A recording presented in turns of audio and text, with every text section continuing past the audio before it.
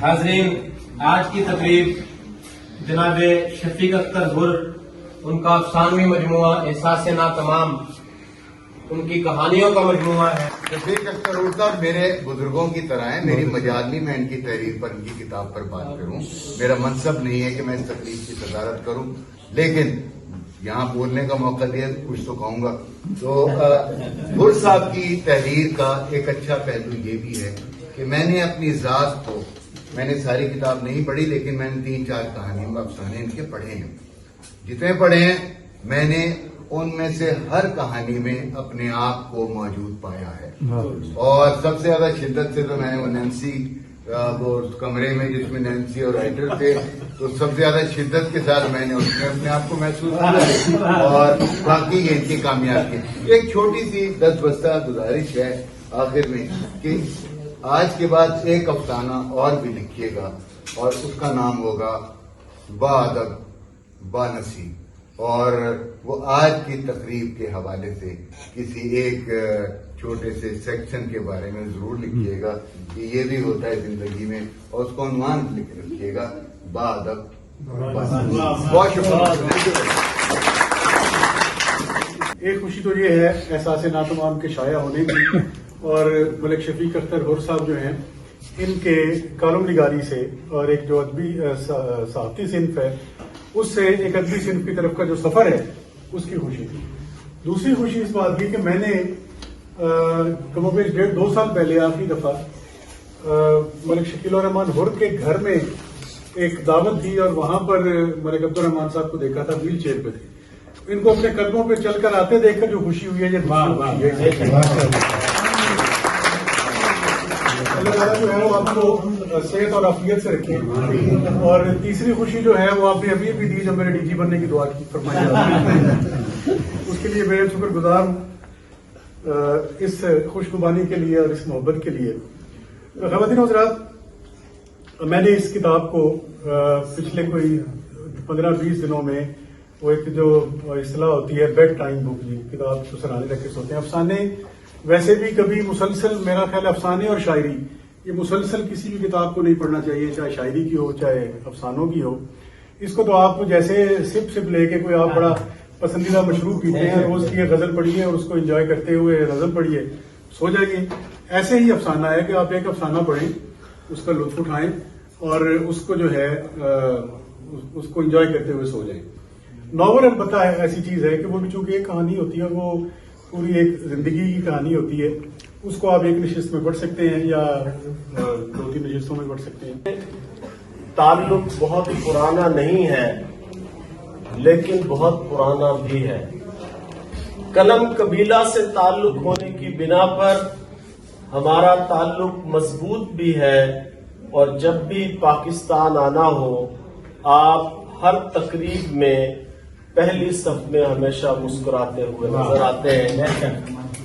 آپ کے column social media پر پڑھنے کا موقع ملتا ہے، اور دیار غیر میں رہتے ہوئے اپنے محبت بھرے شہر کی خوشبو آپ کے کالموں سے محسوس کرتا ہوں۔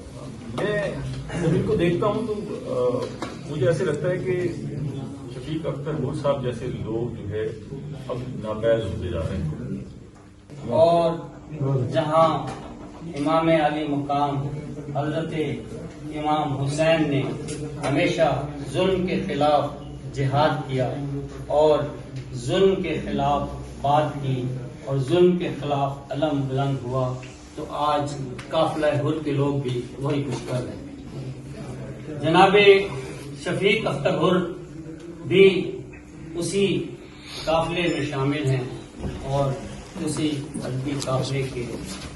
حضور پاک، میرے ماں باپ، آل اولاد سب قربان، آپ کی ختم نبوت اور امام حسین کی قربانیوں کے بغیر کوئی بھی محفل ادھوری اور نامکمل ہوتی ہے۔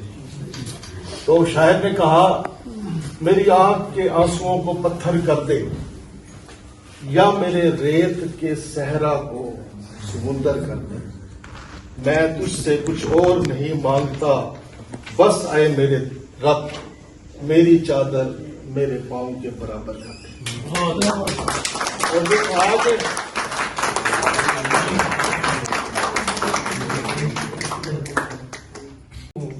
شفیق غور کا یہ کارواں اس طرح رواں دواں رہے.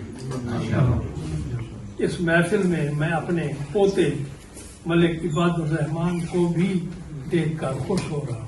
ملک عباد الرحمان ذرا کھڑے ہو جائے. 22 سال کچھ مہینے کا ہے. اس نے بیرسٹری کی ہے. مجھے اس کی بھی بڑی خوشی ہوتی ہے اور شفیق کی بھی بڑی خوشی. 50 سال کی تاریخ میں جہاں قائد اعظم جہاں پڑھا تھا وہاں اس نے بیرسٹری کی ہے. تو یہ 50 سال کی تاریخ میں سب سے کم عمر ترین.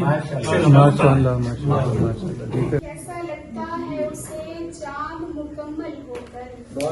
شب سے تارے یہ سوالات کیے جاتے ہیں اور مانگتا ہے تو اسے معاف تو کر دیتی ہے لیکن زیبا کتنے عرصے میں تیرے زخم بھرے جاتے ہیں.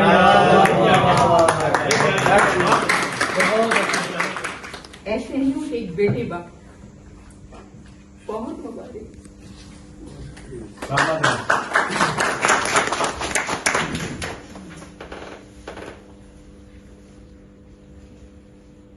میں نے یہ سمجھے بابا صاحب اور ادب کے بارے میں آپ کی خدمات کا تو میرے خیال میں ہم لوگ وہ کر ہی نہیں سکتے ہیں. ہم لوگ تو ان کے سامنے بہت چھوٹے ہیں. اتنا نہیں ہم ان کے بارے میں بات ہی نہیں کر سکتے. اور انکل ہر جیسے کہ اسلام کی بات کی ابھی سرشہ نے بہت خوبصورت بولا. ایک ایک لفظ انہوں نے اتنا پیارا بولا اور وہ بالکل ایسے ہی تھا کہ جیسے اس فریم کے اندر حور انکل کی پوری شخصیت سما ہوئی. اور ایسا ہی ہے کیونکہ میں تو بہت عرصے سے دیکھتی آ رہی ہوں. اور اللہ تعالیٰ اتنی کامیابیاں دے انکل جی. آپ ہمارے لیے قابل فخر تھے, قابل فخر ہیں اور انشاءاللہ ہمیشہ رہیں گے. بہت شکریہ. بھی آئیں گے انشاءاللہ. لیکن افسانہ جو ہے وہ انٹائرلی ڈفرنٹ ایک میڈیم ہے.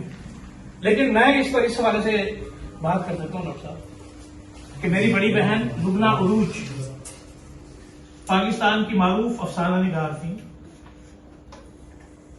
اردو ڈائجسٹ, خواتین ڈائجسٹ اور دیگر ڈائجسٹ ان میں وہ افسانے لکھا کرتی تھی اور ہم طالب علمی کے زمانے ہی میں ان کے افسانے پڑھا کرتے تھے. ایک تو بہن تھی کہ لکھتی بہت اچھا تھی.